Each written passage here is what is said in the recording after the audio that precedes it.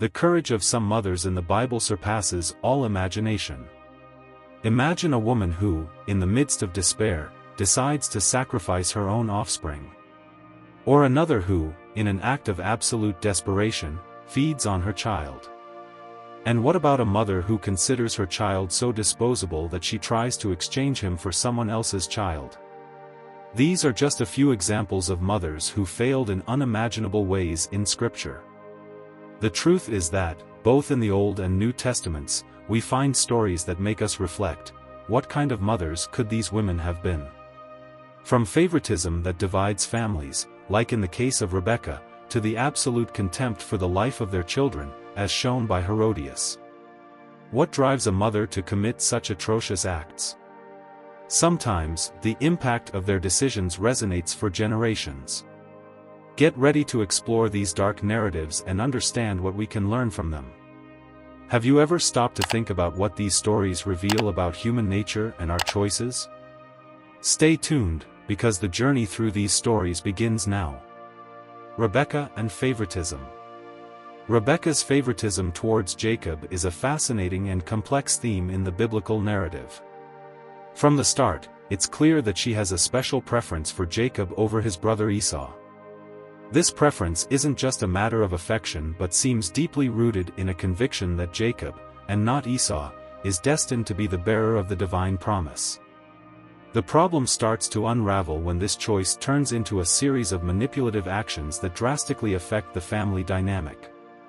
By favoring Jacob, Rebekah creates an environment of rivalry and jealousy, especially between the brothers. This family dynamic becomes even more strained when Rebekah, in an act of desperation and strategy, devises a plan to ensure that Jacob receives his father Isaac's blessing. What should have been a moment of family unity turns into a plot of deception and betrayal, where Rebekah, instead of mediating the conflicts, feeds the discord. This strategy results in devastating consequences. Jacob is forced to flee for his life, and the family is torn apart. Thus, Rebekah's favoritism not only changes the course of her sons' lives but also causes an irreparable rift in the family structure. Throughout the story, we see how favoritism can foster a culture of competition rather than support. By choosing one side, Rebekah marginalizes Esau and places Jacob under constant pressure to live up to the expectations placed upon him. This pressure is evident in the tensions that arise later, when Jacob must face Esau after years of separation. The resentment and rivalry that built up during their childhood are evident in their tense encounter, where old wounds are reopened. Furthermore, Rebekah's story illustrates how favoritism can lead to impulsive and morally questionable decisions. The deception that Rebekah carries out to ensure Jacob's blessing is not only a betrayal of Isaac but also a betrayal of the very essence of motherhood. By prioritizing one son over the other, she fails in her role as a mother, which should be to foster unity and love among her children. Rebekah's story serves as a warning about the dangers of favoritism. The consequences of her actions reverberate for generations, affecting not only Jacob and Esau but also their descendants. In the end, favoritism doesn't bring the peace or fulfillment Rebekah might have hoped for, but instead leaves a legacy of conflict and division that persists throughout the biblical narrative. Herodias and manipulation. The figure of Herodias stands out for her manipulative ability, especially in relation to her daughter Salome. Herodias' story is marked by a burning desire for revenge against John the Baptist, who had publicly criticized her marriage to Herod, her uncle. What we observe in the narrative is the insidious way in which Herodias uses her daughter to achieve her goals, turning Salome into a tool for her revenge. This manipulation not only reveals the complexity of the mother-daughter relationship but also the moral implications of such actions. When Herodias encourages Salome to dance for Herod, she isn't merely seeking a moment of entertainment, she is orchestrating a scene that will culminate in John the Baptist's execution. This strategy is calculated and cold, demonstrating a significant moral deviation. The fact that she is willing to sacrifice an innocent man, using her daughter as a means to that end, raises ethical questions about what it means to be a mother. Herodias' manipulation starkly contrasts with the traditional image of motherhood, which should be defined by love and protection. The impact of Herodias' manipulation on Salome is also notable. The young girl, driven to fulfill her mother's will, becomes a reflection of the distorted morality that permeates their relationship. The pressure Salome faces to please both her mother and Herod puts her in a vulnerable position. This duality, between loyalty to her mother and the need to act according to her own values, is a struggle that many young people face, and in Salome's case, it results in a tragic and irreversible decision. Beyond its immediate implications, Herodias' action echoes throughout history. The death of John the Baptist is not just an individual tragedy but a symbol of what happens when the desire for revenge overshadows morality. Herodias' manipulation exemplifies how hatred can consume a person to the point of sacrificing not only others but also the relationship with their own child. This cycle of pain and betrayal is a grim reflection of human nature when driven by negative emotions. Herodias' story serves as a warning about the dangers of manipulation and revenge. The consequences of her actions extend beyond the present, they shape her daughter's future and perpetuate a cycle of pain and distrust. The relationship between Herodias and Salome is a powerful reminder that motherhood should be a space of love and support, not manipulation and betrayal. The Anonymous Mother in 1 Kings 3. The story of the anonymous mother in 1 Kings 3 is a gripping narrative that reveals the depth of maternal love, even in tragic circumstances. This woman, who accidentally lost her child, appears before King Solomon seeking justice. What unfolds is a test of her true nature, taken to an extreme.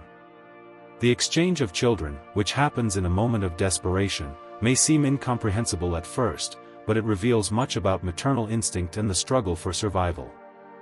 When faced with this situation, the anonymous mother shows profound and selfless love. Unlike the other woman, who tries to claim the child as her own, she is willing to give up her own desire to protect the child's life. This willingness reveals not only her pain but also the depth of her love. The anonymous mother becomes a symbol of what it means to be a mother, sacrificing oneself for the well-being of the child. This attitude highlights the complexity of the emotions women face in moments of crisis. Solomon's judgment, which proposes to divide the child in two, serves as a test for both women. The anonymous mother's immediate cry for the child not to be harmed reveals her true identity. Her decision to give up the child to save him is an act of love that transcends personal pain. This moment is powerful because it illustrates that true motherhood is defined not by possession but by the capacity to love unconditionally, even in the face of loss. Additionally, the story of the anonymous mother also raises questions about the condition of women in their society. Her struggle for justice in a system that often did not recognize the pain of women highlights the challenges many mothers face.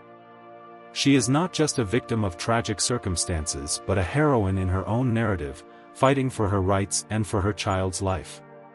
Her story serves as a reminder that, even in the midst of pain and loss, love can prevail and triumph.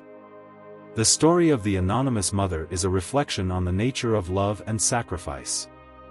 Her journey, marked by pain and struggle, culminates in a moment of revelation that not only saves her child's life but also redefines what it means to be a mother. This narrative is a testament that, even in the darkest situations, true love finds a way to shine. The psychology of the worst mothers. When we talk about the most infamous mothers in the Bible, we often encounter actions that defy moral comprehension. What could drive a mother to commit such extreme acts? This question leads us to explore the psychological motivations behind their actions. Rebekah's favoritism toward Jacob, for example, can be seen as an attempt to fulfill her own ambitions, reflecting an emotional void that led her to manipulate the destiny of her children. The distorted relationship she established with them sets a pattern of behavior where love becomes conditional, and rivalry becomes palpable. In Herodias' case, her manipulation of her daughter Salome to take revenge on John the Baptist reveals an obsessive and vengeful mind. Here, the mother's psychology intertwines with the quest for power and control. Herodias not only used her daughter as a tool to achieve her goals, but also exposed her to profound moral consequences. This manipulation can be seen as a reflection of personal insecurities, where the desire for revenge takes precedence over the welfare of her own daughter. The anonymous mother from 1 Kings 3, who accidentally killed her child, also presents us with a complex psychological portrait. Her exchange of children is not merely an act of desperation but a representation of the internal struggle between guilt and the need for redemption. This exchange, although tragic, reveals the depth of her pain and the complexity of maternal relationships, where love and despair can intertwine in unexpected ways. On the other hand, the story of the two women in Samaria, who fed on their children during a time of extreme famine, is an extreme example of the psychology of desperation. Hunger and desolation created an environment where social norms were completely dismantled. Here, survival instinct overshadowed all maternal instincts, leading to decisions that defy morality. The need to preserve life, even at the cost of their own children, can be seen as a manifestation of the survival instinct in a desperate context. The analysis of Athaliah's usurpation of the throne reveals a mother who was willing to sacrifice her own grandchildren to maintain power. This unrelenting pursuit of control and status reflects a deep moral corruption, where maternal love is completely eclipsed by ambition.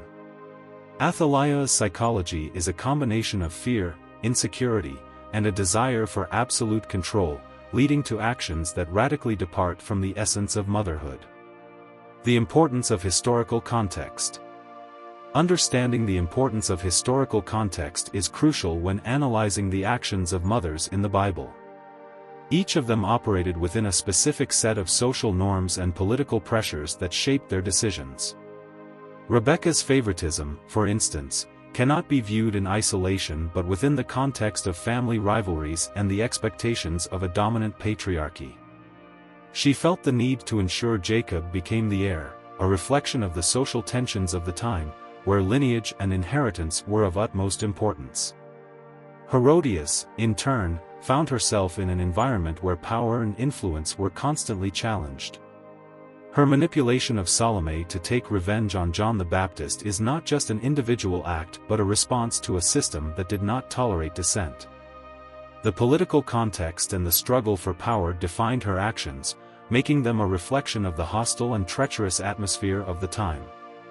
Thus, Herodias' actions cannot be understood without considering the social and political pressures that surrounded her. The anonymous mother from 1 Kings 3 must also be seen within the historical context of extreme famine and deprivation. The extreme famine in Samaria not only amplified emotional and physical pain but also challenged the limits of morality. What might be considered unthinkable under normal circumstances became a matter of survival. This historical analysis reveals how circumstances can shape decisions that, in normal situations, would be unacceptable. The story of the two cannibalistic women during the famine in Samaria further highlights the influence of context. Extreme hunger led to the collapse of social norms, where survival instinct overtook any moral consideration.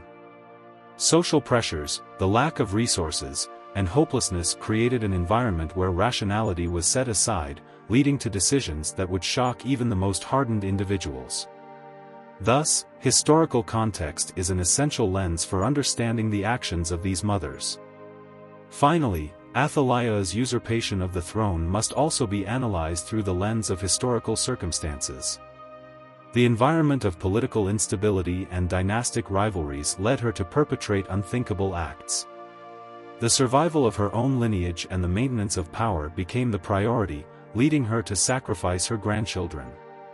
Therefore, historical context not only shapes actions but also illuminates the complexities of motherhood in times of crisis. These stories show us the lasting impact of our choices, especially as mothers and fathers. If you want to learn more about these complex family relationships in the Bible and how they reflect our own nature, subscribe to the channel, leave a like, and consider supporting our work. Together, let's explore what these stories have to teach us.